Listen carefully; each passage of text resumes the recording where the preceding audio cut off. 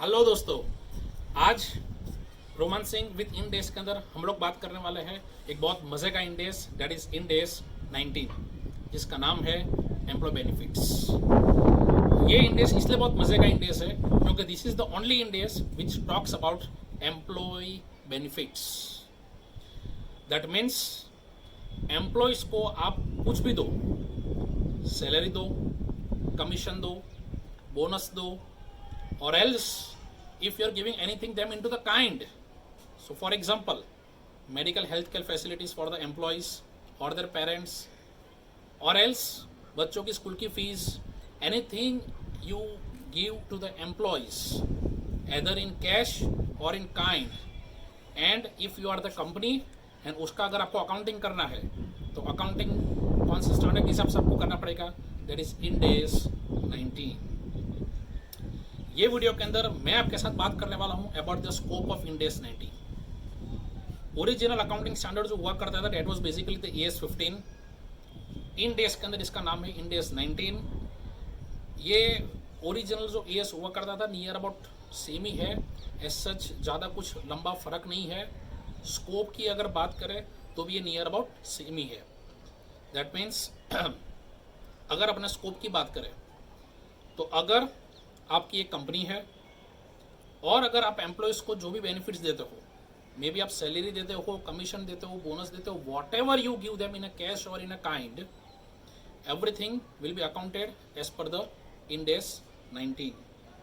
सो just imagine Reliance के लाखों employees, BSNL जो गवर्नमेंट कंपनी है उसके लाखों employees, MTNL, Infosys, any private organisation और एनी गवर्नमेंट ऑर्गेनाइजेशन जिसके हज़ारों लाखों इतना सारे एम्प्लॉयज़ होते हैं, उन एम्प्लॉयज़ को इतना सारा जो पे होता है, gratuity, pension, whatever government pays, even voluntary retirement payment जो होता है VRS at the time of retirement, ठीक है, everything is accounted as per Ind AS 19। Just imagine कितना वाइड है इसका हॉरिजॉन, कितना वाइड है ये पूरा स्टैंडर्ड, इतनी सारी चीज़ें इसके अंदर इंक्लूड की गई है।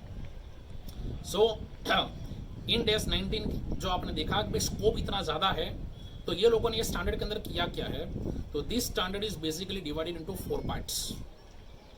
यस, क्या है 4 पार्ट के अंदर, तो एम्प्लॉयज़ को जो आप बेनिफिट्स देते हो ये स्टैंडर्ड के अंदर उन्होंने उसको 4 भाग में तोड़ दिया है। उसमें से सबसे पहला पार्ट है short term employee benefits.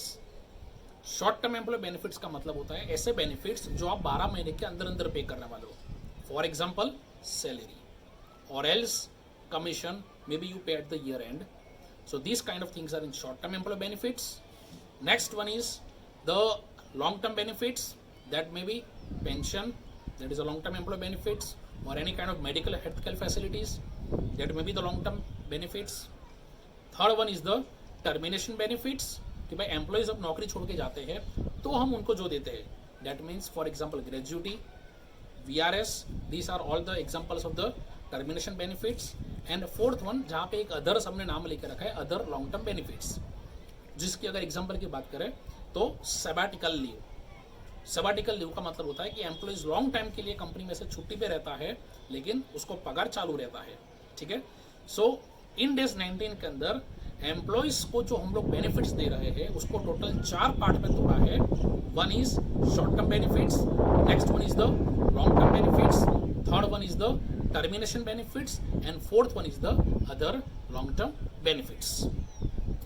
Next video के अंदर अपने कवर करेंगे ये चारों 4 जो बेनिफिट्स है उसका ये लोग डिटर्मिनेशन कैसे करते हैं और उसका अकाउंटिंग कैसे होगा, ठीक है। आई होप सो आपको ये वीडियो हमारा पसंद आया होगा। Wait and watch for the next video. Thank you very much.